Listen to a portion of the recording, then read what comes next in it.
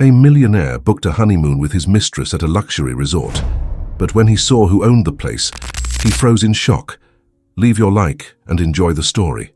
The sun over Palm Beach, Florida, blazed with a fierceness that seemed to challenge the cloudless sky, casting shimmering reflections across the glassy waters of the Atlantic, where gentle waves lapped at the sugar-white sand of Midtown Beach.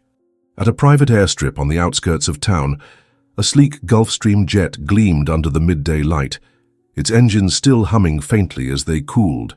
James Whittaker stepped out first, his aviator sunglasses shielding his eyes from the glare and the curious glances of the handful of ground crew nearby. At 45, he embodied the confidence of a man who always got his way, tall, with neatly styled silver hair, dressed in a tailored linen blazer that screamed wealth and control.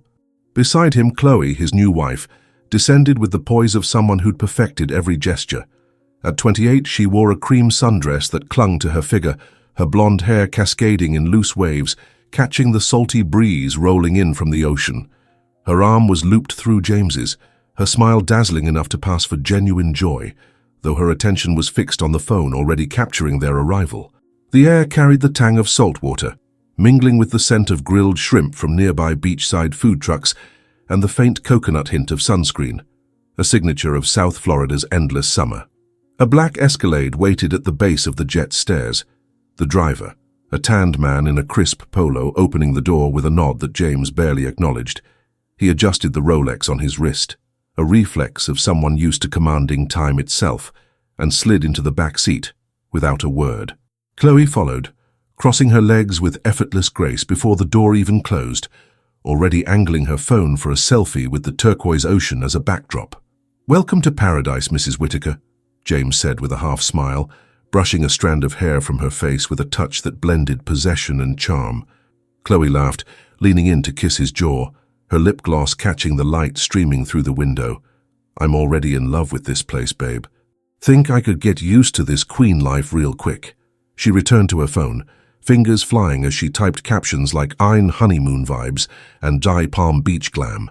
James chuckled, his confidence unshakable. "Relax, it's all under control. I booked the presidential suite at the Azure Shores Resort, oceanfront view of Singer Island, private infinity pool, chilled rosé waiting for us. This place was built for someone with my name." The Escalade glided through Palm Beach's manicured streets, passing pastel-colored boutiques with designer swimsuits in the windows, open-air cafes where locals sipped iced coffee, and palm trees swaying as if welcoming the newcomers. The Azure Shores Resort came into view, a breathtaking sight, a sprawling complex of ivory villas with red-tiled roofs, nestled among hibiscus gardens and pools that seemed to merge with the Atlantic's horizon. As they entered the lobby, a blast of air conditioning enveloped them, a cool reprieve from the sticky heat outside. The marble floor gleamed under crystal chandeliers, and a row of staff in navy blazers stood behind the check-in desk, their smiles polished to convey, "You belong here." James strode forward with the assurance of a man used to owning every room, his chest puffed out, his steps deliberate, while Chloe, in oversized designer sunglasses and diamond studs, looked like an influencer ready for a Vogue shoot. He was proud of his choice. Chloe was young, stunning, compliant, and most importantly grateful, everything his ex-wife had stopped being years ago, when their marriage crumbled under unspoken grudges and cold silences. "Whittaker, James Whittaker, presidential suite," he announced to the receptionist, tapping the counter with impatience, as if the world should bend to his schedule. The clerk, a young man with neatly combed hair and a name tag reading Ethan, paused, his eyes glued to the computer screen, his brow furrowing slightly. "One moment, sir." James's jaw tightened, irritation brewing like a storm cloud. "It's all paid for. I confirmed the reservation myself. We're on our honeymoon. I don't have time for this." The clerk nodded, visibly uneasy, his fingers racing across the keyboard. "Yes, sir, I understand. I just need to check with our general manager. If you could wait in the lounge, we'll sort this out quickly." The tension was subtle, but James felt it like a jab to the ribs, a warning that something was off. He hated waiting, especially being treated like just another guest in a resort where he'd dropped a fortune. Chloe, oblivious to the shift, was snapping photos of the lobby, her phone capturing the chandeliers and rattan armchairs, muttering about how this is so Insta-worthy. James sank into a plush chair, his jaw clenched, fingers drumming on the armrest as the clerk made a hushed phone call, speaking too softly to be overheard. No one offered a drink. No one approached to apologize or explain the delay. After 10 minutes, he stood, his patience gone, his voice sharper than intended. "What's the hold-up here? I didn't come to Palm Beach to sit around." The clerk looked up, maintaining his composure. "The general manager is on her way, sir. She'll handle this personally." "Good," James muttered, pacing now, his loafers clicking on the marble floor. "Let's see how long this manager keeps her job if she treats me like this." Then, a glass door at the far end of the lobby swung open, the sound of heels clicking sharply against the floor, like the opening note of a thriller. James turned toward the sound and froze, his entire body locking up as if time had hit pause. The woman approaching wore a coral dress that seemed to capture the vibrancy of a Florida sunset, her auburn hair swept into an elegant updo, her movements measured but radiating quiet authority. Each step was a statement, as if the resort itself bowed to her presence. "Elizabeth?" he said, his voice catching for a split second, his mind scrambling to make sense of what he was seeing. His ex-wife stood before him, her smile composed, holding a tablet like a scepter. "James," she replied, her tone as calm as if they'd bumped into each other at a Worth Avenue cafe. "What a surprise to see you here. Welcome to the Azure Shores." Chloe glanced up from her phone, her thumb pausing mid-story. "Who's this?" James swallowed hard but recovered quickly, squaring his shoulders as if he could reclaim control. "This is Elizabeth, my ex-wife." Elizabeth tilted her head toward Chloe, her eyes scanning her with the precision of someone who could read a person in an instant, cataloguing the dress, the smile, the posture.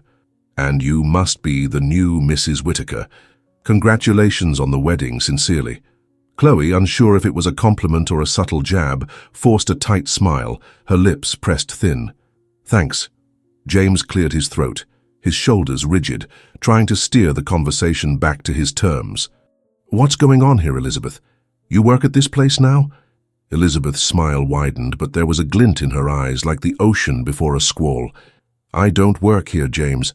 I own it." She turned the tablet with a slow, almost cinematic flourish, revealing a letterhead with her name in bold. Elizabeth Harper, owner and CEO. The Azure Shores logo gleamed beside it, a badge of power and triumph. Chloe blinked, confusion etched across her face. "She owns it like the whole resort?" "Precisely," Elizabeth confirmed, her tone courteous but unyielding, leaving no room for doubt. "Now, about your reservation, we have a small issue we need to discuss privately." James narrowed his eyes, his pulse quickening. "We have the suite booked, confirmed, paid, there's no issue." "Yes," Elizabeth agreed, flipping through a document on her tablet with the ease of someone holding all the cards. "But our system flagged the transaction as potentially irregular. The payment came from an account that, per our legal records, is still tied to assets from our divorce, which, by the way, hasn't been fully settled." Chloe let out a sharp, "What?" her eyes wide, while James felt heat rising to his face, anger mixing with a growing panic. "You're making this up," he said, his voice louder than he meant, echoing in the now quiet lobby. Elizabeth met his gaze, unflinching, her eyes steady. "I'm not making anything up, James. I'm protecting my legal rights. When you used our joint account to fund a luxury honeymoon without my consent, that constituted, at the very least, mismanagement of assets, possibly fraud." "You wouldn't dare," he said, his voice dropping to a near whisper as if trying to convince himself. "I already have," she replied, handing him a folder with a precise motion. Inside were bank statements, emails, copies of their divorce agreement, and highlighted clauses that screamed his guilt, each line a nail in the coffin of his arrogance. "Until this is resolved, your reservation is cancelled. Your accounts are frozen by court order." Chloe took a step back, her face twisted, clutching her designer purse to her chest. "Is this true?" she asked James, her voice trembling with disbelief. He didn't answer, his eyes locked on the folder, his hands shaking. Elizabeth turned to the desk, her voice calm but commanding. "Please escort Mr. Whitaker and his companion to a car. They'll be leaving shortly." Before James could protest, Flashes erupted outside, like lightning in a clear sky. Cameras, microphones, reporters pressed against the lobby's glass walls, their faces lit by the glow of their equipment. Someone had tipped off the press, and the timing was too perfect to be chance. James spun, his heart racing, watching the chaos unfold in slow motion as Elizabeth walked away, her heels clicking like a war drum. She vanished through the same glass door she'd entered, leaving behind the storm she'd masterfully orchestrated. The lobby, once a haven of luxury, was now a stage where James found himself cast as the villain in a drama he hadn't known was being filmed, the eyes of the world waiting for his next move. The black Escalade wound through Palm Beach's palm-lined streets, the engine's low hum drowned out by the distant crash of waves along South Ocean Boulevard, where the sun dipped low, painting the sky in hues of coral and gold, promising unforgettable nights. James Whittaker sat in the back seat, his fingers tapping restlessly on the leather armrest, his face taut, eyes hidden behind sunglasses he hadn't removed since leaving the azure shores. The humiliation burned in his chest, each of Elizabeth's words replaying like a loop in his mind. Beside him, Chloe sat with her arms crossed, sunglasses masking her eyes, but her rigid posture betrayed her fury, her lips pressed into a thin line as if holding back a torrent. Every exhale from her felt like a silent accusation, and James knew the outburst was coming.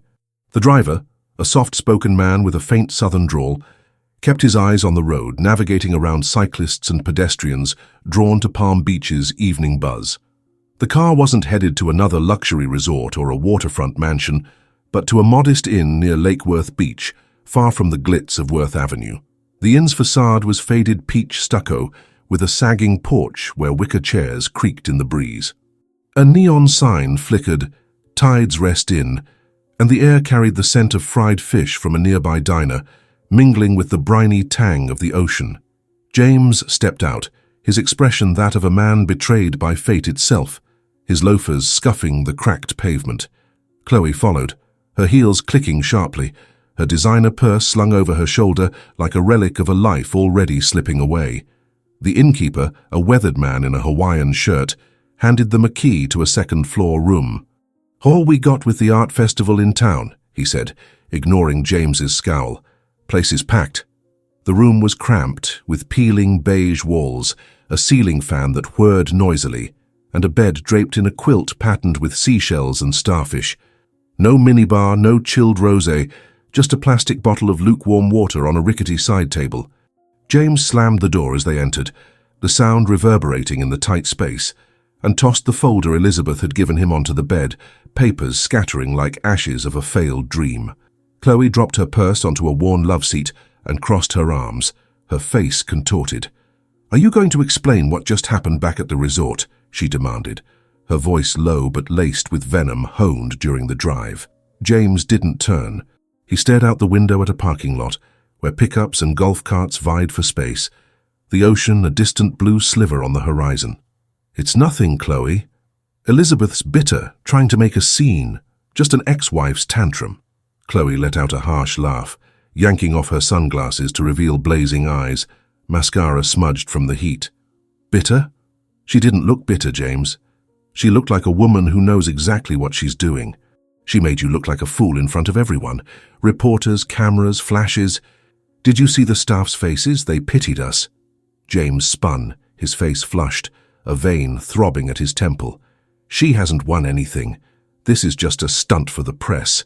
Elizabeth isn't like that. She doesn't have the guts for this. She's no businesswoman, never was. Chloe raised an eyebrow, leaning back as if sizing up an opponent. You sure? Because from what I saw, she's got the resort, the staff, the documents, the media. The press was there, James, like she'd scheduled your takedown. You think that's a coincidence? She planned every second. He didn't respond, his teeth gritted, silence falling over the room like a heavy fog.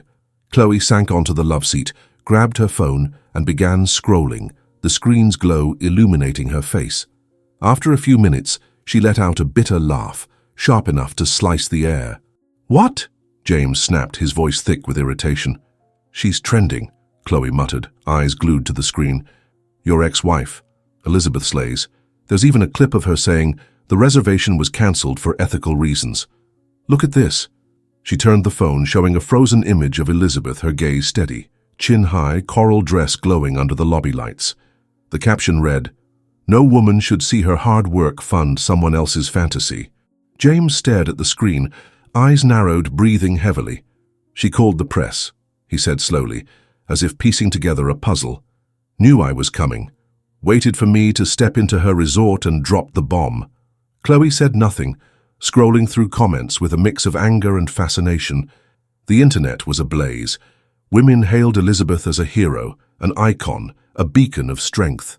"This is who I want to be when I grow up," one user wrote.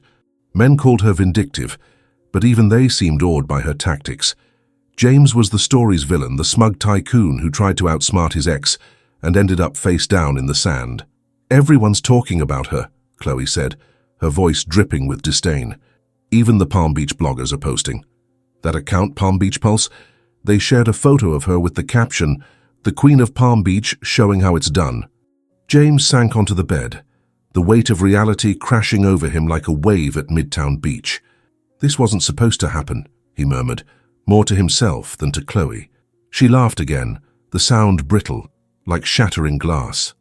"Wasn't it? You said everything was handled, James, that you were the guy who gets it done, that I'd live like a movie star. And now? Look where we are, in an inn that smells like fried fish and regret. I'm still that guy," he shouted, his voice desperate, leaping to his feet. "This is just a setback." Chloe met his gaze, her eyes cold, arms crossed again. "Doesn't look like it. Looks like your ex outplayed you and did it in front of the whole country. Do you know how many views that video has? Over 1 million. In 2 hours." James glared at her, but she didn't flinch, her face stone. He knew Chloe, knew she thrived on luxury, status, perfectly curated posts that made the Atlantic look even bluer. The moment his money and clout vanished, her loyalty went with them, like a wave retreating from the shore. "I'll fix this," he said, his voice firm but lacking its former certainty, as if trying to convince himself. "You'd better," Chloe shot back, standing and heading to the bathroom, her purse swinging on her shoulder. "Because I didn't come to Palm Beach to stay in a dump with a broken fan and no champagne to toast." James waited for the bathroom door to slam before grabbing his phone, sweat beading on his neck despite the fan. He called his lawyer, but it went to voicemail, the automated message mocking him. He tried his bank, but a recorded voice confirmed his accounts were frozen pending legal review. He dialed the Azure Shores, but no one picked up, as if the entire resort had turned its back on him. Finally, taking a deep breath, he called Elizabeth. To his surprise, she answered on the second ring. "Hello, James." Her voice was steady, almost warm, like they were discussing the weather. "I want to talk. In private." "We're talking now," she said, her tone even with a hint of amusement. "No, in person, without the circus." A long pause, the sound of waves in the background, as if she stood on the resort's terrace, gazing at the horizon. "Tomorrow, 9 a.m., my office." She hung up before he could say more, silence flooding the room like a tide. The next morning, James woke to the squawk of seagulls and the smell of burnt toast wafting from the inn's breakfast buffet. He put on his best linen shirt, now creased from the suitcase, and dress pants, trying to summon the aura of invincibility that once defined him. Chloe refused to go, claiming a headache and saying she needed to unwind with a smoothie at a nearby beach shack, paid for with the last of her cash. "I'm not chasing your ex," she snapped before leaving, sunglasses hiding her eyes. James went alone, taking a cab back to the Azure Shores. The ride was short, but each turn past pastel condos and swaying palms tightened the knot in his stomach, the ocean gleaming beside him like a taunt of what he'd lost. The resort was even more striking in the morning light, its villas glowing like pearls, palms rustling, laughter drifting from the pools. Staff greeted him with cool indifference, a young man with a name tag directing him to the manager's office without meeting his eyes. No VIP treatment, no Mr. Whitaker, just a man in trouble walking down a hall lined with aerial photos of Palm Beach. Elizabeth's office was spacious, with floor-to-ceiling windows framing the ocean like a living canvas, Singer Island shimmering in the distance. She sat behind a sleek oak desk, sorting papers with the ease of someone who knows time is on her side. She didn't look up right away, letting James stand for a moment, the silence broken only by the faint crash of waves. When she did, She gestured to a wicker chair without a word, the motion as natural as it was commanding. "I see your game," James began, sitting, his voice thick with restrained anger. Elizabeth didn't smile, her eyes locked on his, as if she could see through his bravado. "It's not a game, James. Feels pretty rehearsed to me. You humiliated me in front of everyone, with reporters, cameras, the whole country watching. I warned you not to cross lines during the divorce," she said, still calm, her hands folded on the desk. "You did. Thought I wouldn't notice? That I'd let you use our joint account to bankroll a wedding, a ring, a honeymoon with the woman you cheated with?"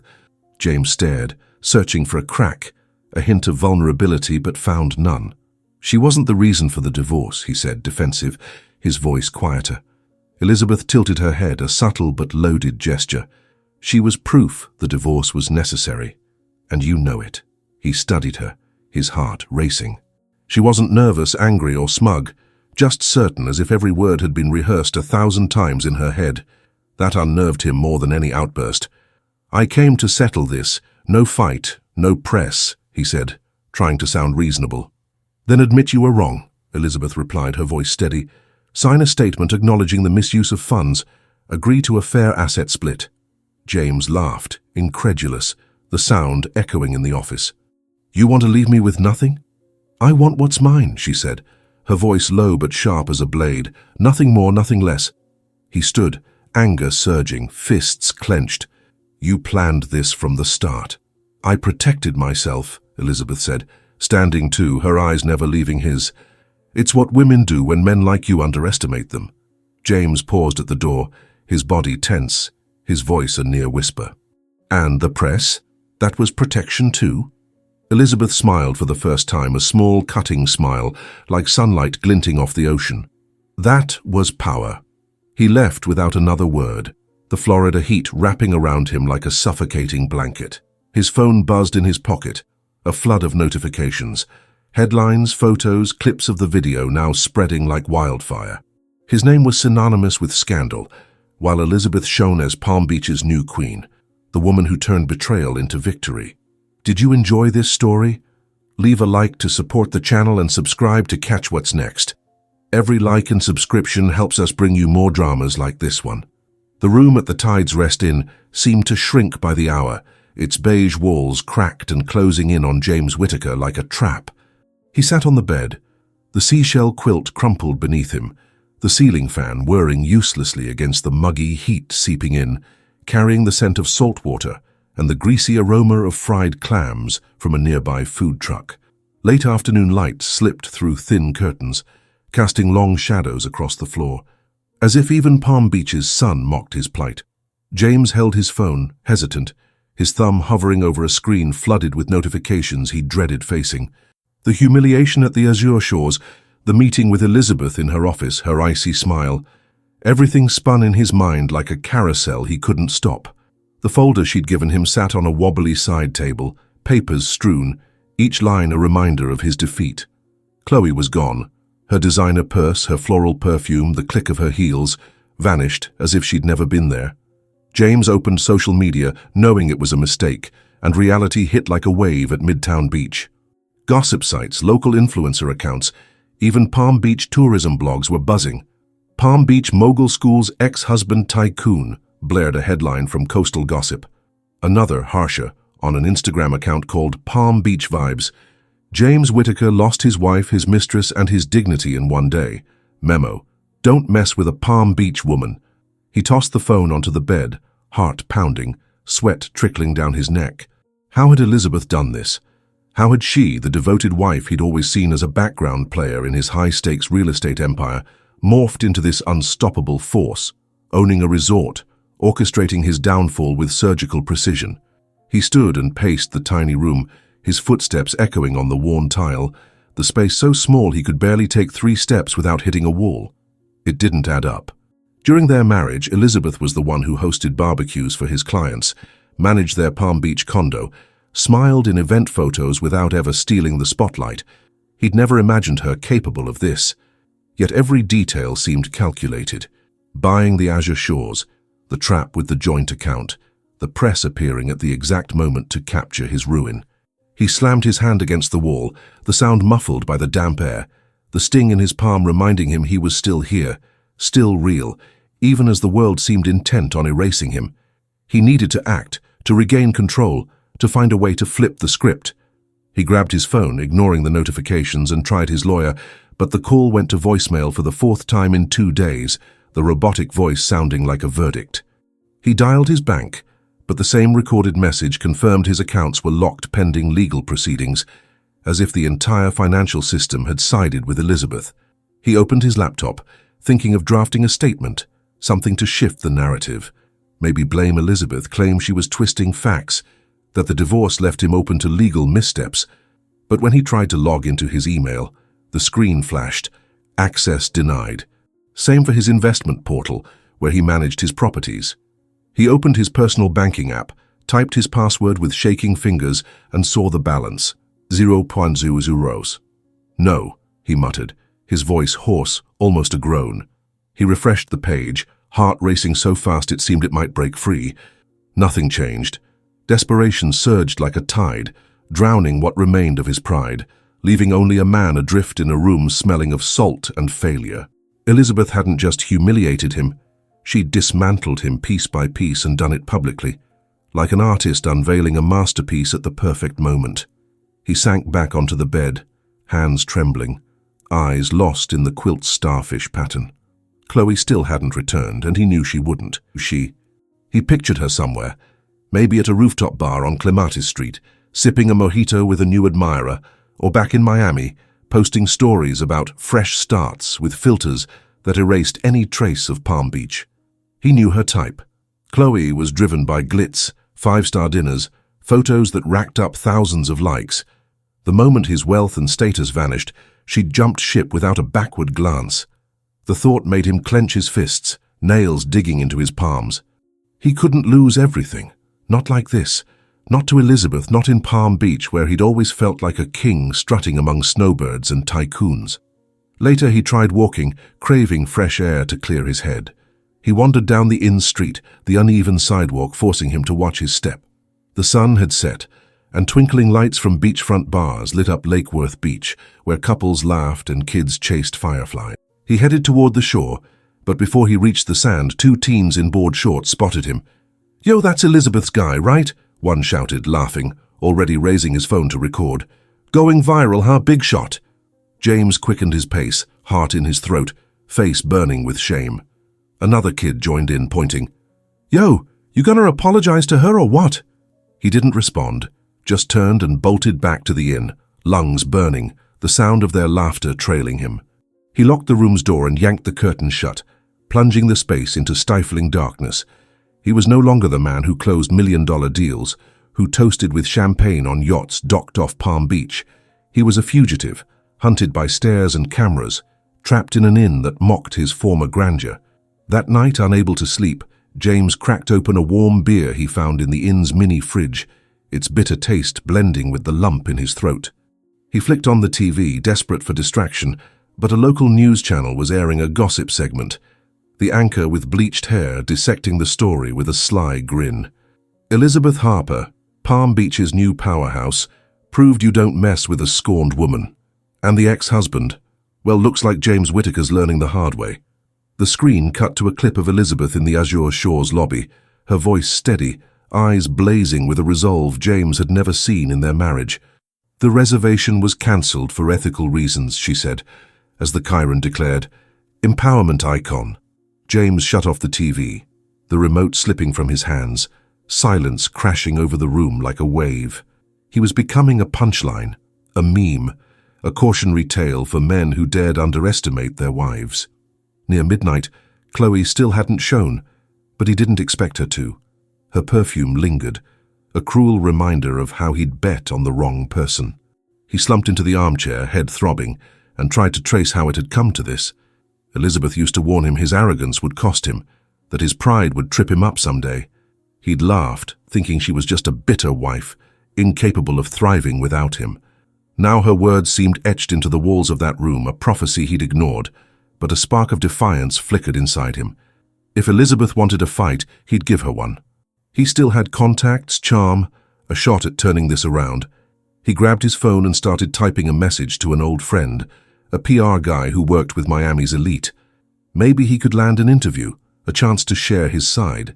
He wasn't the monster the internet painted. He was a man who made mistakes, sure, but deserved a voice. Before sending, he hesitated. What if no one cared? What if Elizabeth had already won the world? He deleted the message, despair crashing back like a breaker. Near dawn, a knock at the door jolted him. He staggered up, heart racing, hoping for Chloe or maybe an inn-staffer. It was a courier, a lanky kid in a baseball cap, holding an envelope. "For James Whittaker," he said, vanishing into the dark. James tore it open, hands shaking. Inside was a legal summons, stamped by a Palm Beach County clerk. Elizabeth was suing him for misappropriation of funds, demanding the return of all assets used for the honeymoon, the jet rental, the diamond ring for Chloe, the resort deposit, and compensation for emotional distress. He read each line, stomach churning. Bank statements, receipts, even screenshots of texts he'd sent Chloe like, "I'm giving you the world, babe," were meticulously compiled, as if Elizabeth had spent months building this case. He let the papers fall to the bed, the weight of reality crushing what little hope remained. Elizabeth wasn't just winning, she was dismantling him, and doing it with a smile he could picture, even from miles away. He collapsed into the armchair, head in hands, the fan's hum blending with the distant roar of the ocean. For the first time, James felt there was no way out, that Palm Beach's glittering shores, so beautiful and treacherous, had swallowed not just his honeymoon, but everything he'd ever been. The morning sun streamed into the tide's rest inn through curtain gaps, painting golden streaks across the tiled floor, where dust motes danced like tiny spectres. James Whittaker woke with a stiff neck, still in the armchair where he'd collapsed after a fitful night, the sour taste of last night's beer clinging to his tongue. The ceiling fan droned, lazy against the humid air seeping in, mingling with the scent of fresh bagels from the inn's breakfast spread downstairs. He stood, body heavy, muscles aching as if bearing the weight of every misstep that landed him here. He glanced at the bed, its seashell quilt rumpled, expecting Chloe, but the emptiness stared back. Her purse, shoes, the phone she was glued to, all gone. He rushed to the closet, yanked open drawers, checked the bathroom, but found only the echo of her absence. On the nightstand, a note scrawled on in stationery, in hasty script as if written on the run. "I didn't sign up for this. Good luck, James." He crumpled the paper, anger mixing with a void he refused to name, as if the Atlantic had swept away not just his honeymoon, but the last person still by his side. Chloe had bolted, as he knew she would, chasing the glamour he could no longer deliver. He sank onto the bed, hands cradling his head, heart thudding with panic and resignation. He needed a plan, something to pull him from this abyss, but every move seemed to sink him deeper. Elizabeth hadn't just shamed him at the Azure Shores or frozen his accounts. She'd rewritten his story, casting him as the villain in a drama the nation devoured, while she shone as the hero. He grabbed his phone, dreading the plunge into social media, knowing it would be worse than the night before. It was. Elizabeth's name was everywhere. Instagram stories from Worth Avenue influencers, gossip blog posts, even a viral TikTok captioned, "When you find out Palm Beach's boss lady doesn't play." The clip showed her in the resort lobby, coral dress catching the light, voice steady as she declared James's reservation void for ethical reasons. Comments poured in. Icon. Palm Beach Queen? Teach me how to clap back with style. James was just the X, a footnote in Elizabeth's meteoric rise. He tossed the phone onto the love seat, despair giving way to a cold fury, like the offshore breeze at dusk.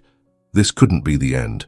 He needed a counterstrike, something to reclaim the narrative, to put him back in the spotlight. He opened his laptop, brushing off the access-denied alerts that flashed with every login attempt, and drafted an email to an old friend, a TV producer who'd helped him dodge bad press after a shady real estate deal hit the papers. He'd tell his side. Elizabeth distorted the truth, inflated her claims, weaponized the media to ruin him. He was the victim of a messy divorce, an ex-wife out for blood and profit. But as he tried to send, the inn's Wi-Fi crashed, the screen taunting him with an error icon. He slammed the laptop, the sound echoing in the empty room. He needed air, anything to shake the weight crushing him. He walked to a dive bar near Lake Worth Beach, a no-frills spot with plastic tables and a jukebox playing Jimmy Buffett, the singer's voice blending with the ocean's roar. He ordered a mojito, sitting in the corner, trying to blend in with the tourists and locals laughing carelessly. But even there, he felt eyes on him. A woman in a sun hat whispered to her boyfriend, nodding subtly his way. "That's the guy Elizabeth roasted at the resort, right?" James ducked his head, the icy glass in his hands, the mint's tang matching his sour mood. He paid with the last bills in his wallet and trudged back to the inn, the noon heat making the walk unbearable, the sun searing his neck like a brand of his failure. Back in the room, he tried to sleep, but rest wouldn't come, his mind churning with images of Elizabeth, the reporter's flashes, Chloe's note. Near dawn, a knock startled him from the armchair, heart racing.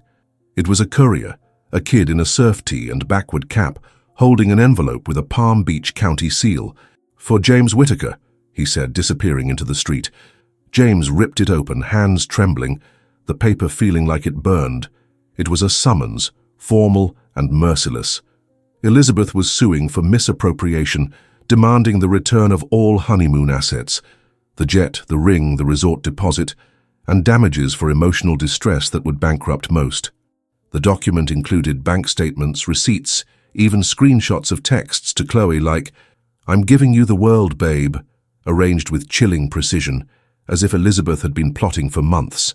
He read each line, stomach twisting, breath shallow.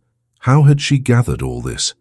How had she, who he'd seen as a shadow in his life, built such a flawless trap? The papers slipped to the bed, reality's weight snuffing out his last flicker of hope. Elizabeth wasn't just winning. She was obliterating him with a calm that left him reeling. He tried his lawyer again, but the call dropped to voicemail, as if even his attorney had abandoned him. He reached out to other contacts, real estate buddies, yacht party pals, even a distant cousin-in-law. But no one answered, calls fading to silence or rejected outright. He was alone, cut off, while Elizabeth basked in Palm Beach's limelight, the woman who turned betrayal into an empire. He decided to return to the azure shores, if only to face her one last time, to say something that might make her pause, remind her he still existed. He took a cab, the driver chatting about an art festival as if the world weren't collapsing. The resort was serene, guests lounging by pools, laughter mingling with the waves at Singer Island. He tried to enter, but a security guard stopped him, the same kid with a name tag who'd escorted him out before. "Name?" he asked, eyes on a tablet. "James Whittaker," he said, trying to sound assured. The guard checked and shook his head. "Not authorized." James's blood boiled, his voice rising. "I need to see Elizabeth. I'm her husband." The guard raised an eyebrow, tone flat. "Ex-husband, and you're not on the list." Before James could argue, a ripple ran through the resort's courtyard. Elizabeth emerged from the main building, flanked by two aides, her white dress flowing like sea foam, hair gleaming in the sun. She stepped to a makeshift podium, adjusted a microphone and spoke, her voice carrying over speakers, clear and resolute. "Good afternoon. I'm here to address recent events and share the Azure Shore's future." James, stuck outside, felt each word like a blow. Elizabeth spoke of integrity, rebuilding, turning pain into strength. She unveiled a new resort wing for charity events and a partnership with local artists to make Palm Beach a cultural hub. She didn't name James, but she didn't need to. Every sentence was a dart aimed at him. The crowd of reporters and onlookers cheered, camera flashes lighting her face like a star. James shouted, "Elizabeth!" his voice hoarse, desperate, but it drowned in the applause, the clicks, the ocean's roar. A reporter spotted him, a camera swinging his way. "It's the ex-husband," a woman with a local news mic yelled. Instantly, he was swarmed, mics in his face, questions like gunfire. "Did you steal her money, James? Why'd you cheat on Elizabeth? Gonna apologize or think you've still got a shot?" James raised his hands, trying to shield himself, heart hammering, throat tight. "You don't get it. She's twisting everything," he yelled, but the words sounded feeble, like a man gasping underwater. He stumbled, nearly fell, the flashes blinding him, and finally broke free, sprinting to the cab, sweat soaking his shirt, breath ragged, his suit clinging like a sodden skin. In the car he slumped forward, hands over his face, the driver glancing back with pity. Elizabeth hadn't just beaten him, she'd erased him, as if he'd never been more than a blip in her story.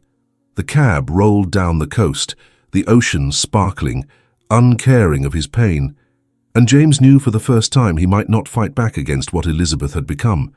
The days at the Tide's Rest Inn blurred together for James Whittaker, each hour dragging as if Palm Beach's time itself punished him with its sluggishness. He stayed holed up in the room, curtains drawn, sunlight reduced to slivers piercing the gloom, illuminating dust swirling in the air. The ceiling fan buzzed, useless against the sticky heat clinging to his skin, carrying the scent of salt water and burnt coffee from the inn's kitchen. James survived on the last of his cash, buying bagels from a corner deli and avoiding daylight, where tourist stares and raised phones hounded him. The seashell quilt lay perpetually crumpled, Chloe's note still on the floor, now dusted with sand from his shoes. The summons sat untouched on the side table, a verdict he couldn't face. The inn's TV, always on, seemed to taunt him, with Elizabeth appearing on talk shows, charity galas, even Azure Shore's ads, her smiling face promising paradise in Palm Beach. She was the moment's star, the mogul who turned betrayal into an empire, while James was just the ex, a whisper fading in the ocean breeze. He tried to fight back, sending anonymous emails to gossip blogs, spinning his tale. Elizabeth exaggerated, he was a victim of a vengeful divorce, but no one bit. Her story was too airtight, too perfect, like a script penned by a master. One night, nursing a warm beer, the last from the inn's broken fridge, James saw a TV ad. Elizabeth was publishing a book, High Tide, From End to Empowerment, chronicling her rise. He laughed, a hollow sound, the tepid beer bitter as poison. She hadn't just won, she'd monetized his downfall, turning it into inspiration for millions. He hurled the can at the wall, the clang echoing in the silent room, followed by the heavy quiet of the sea beyond. The next day, another summons arrived, delivered by a kid on a skateboard who barely glanced at him. The hearing was set for the following week at a Palm Beach County courthouse, a squat building where his fate would be sealed. His lawyer, finally reachable after days of silence, was blunt. "Without a deal, James, you could lose everything. Maybe face criminal charges. Elizabeth has evidence, witnesses, public support. My advice, sign what she wants." James hung up, chest tight, breath short. There was no escape. Elizabeth had built a fortress from his ruins, and he lacked the strength to scale its walls. He sat in the armchair, hands shaking, and decided to write her a letter, not to send, but to untangle the chaos in his head. He grabbed in stationery, the pen skipping every few words, and wrote about their marriage. How he'd seen her as an extension of himself, never the woman who could outshine him. For the first time, he admitted he'd underestimated her, that his ego blinded him, that he never imagined the wife who planned dinners and smiled quietly could become so formidable. He wrote about Chloe, the mistake of chasing validation from someone who craved only shine, and the emptiness now, trapped in a room reeking of damp and defeat. He tore the letter up, the scraps falling like sad confetti, but the act sparked something. Not peace, but a bitter acceptance, like the taste of salt in the air. He'd lost, and deep down, he deserved it. The day before the hearing, James took a bus to downtown Palm Beach, the engine rattling as it passed streets packed with tourists in sun hats and ice cream carts. He got off at Midtown Beach, where the ocean glittered under the setting sun, waves kissing the sand with a calm that clashed with the storm inside him. He sat on the shore, shoes off, feet sinking into the warm sand, staring at the horizon, the sun swallowed by the sea in shades of orange and purple. For the first time in weeks he felt no anger, just a bone-deep exhaustion, as if the ocean had carried off what was left of his fight. He knew the hearing would be the end. Elizabeth would win, as she always knew she would, with her lawyers, her evidence, her smile that won cameras and hearts. And him? He might find a way to start over, but not as the same man. The James Whittaker who arrived in Palm Beach, brimming with swagger and promises, was gone, dissolved like salt in the tide. He thought of Elizabeth, not with hate but with a pang he'd never voice. Admiration. She hadn't just reclaimed what was hers, she'd shown the world that true power comes not from wealth or status, but from the courage to rise when everything falls. He recalled a phrase she used early in their marriage, when they still laughed together, "The ocean always returns what doesn't belong." He chuckled softly, the sound lost in the breeze, because now he understood. The ocean had returned Elizabeth, whole and mighty while he was just wreckage on the shore. He stayed until the sky darkened, stars emerging like silent witnesses, and for the first time in ages, he breathed deeply, the salty air filling his lungs. There was no victory ahead, but there was the horizon vast and indifferent, and maybe that was enough to begin again, even as a man no one would recognize. What did you think of this story? On a scale of 0 to 10, how would you rate this ending? Please share your thoughts in the comments. If you enjoyed it, subscribe to the channel, leave a like, and support our work. Your engagement helps us bring more stories like this to you.